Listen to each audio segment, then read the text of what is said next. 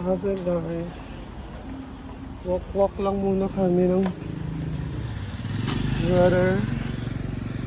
Grabe. Dapat dito madiskarte ka. Dapat maglakad-lakad ka lang. Walk-walk ka. Tignan mo yung mga ginasamba nila. Oh my gosh. Grabe kainit. Mas mainit pa dito guys. Kesa dyan sa atin. OMG. Oh.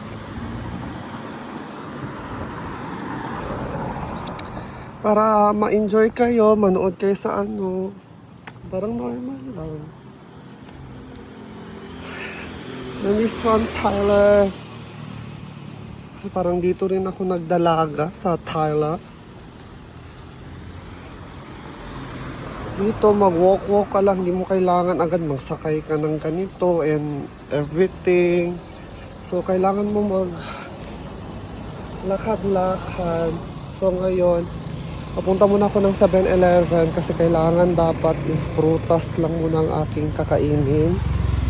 Eh, my God, saka ko nang sabihin sa inyo guys, I'm so stressed.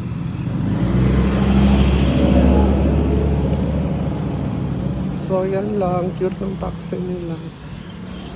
Yan mo, cute-cute na mga salons. So, papunta tayo ngayon 7-Eleven. 7-Eleven. Did I put here? Guys, grabe ka bongga ang 7-Eleven dito. Kita mo naman, di ba? Kompleto. Oh my gosh, sakit masyadong likod ko.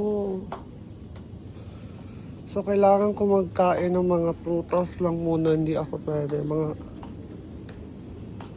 Hindi ako pwede mag-rice. Hindi ako pwede mag-ganito. Hanggang tingin lang. Stress na ako. Social. Tapos may mga pang-fresh. Dapat ganito rin sa Pilipinas, no?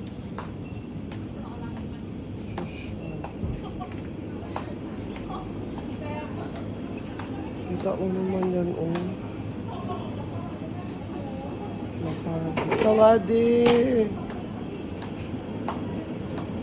Oh, diba? Very social ang 7-Eleven here. Social. Upak, plakado. Parang hindi ganito sa Philippines.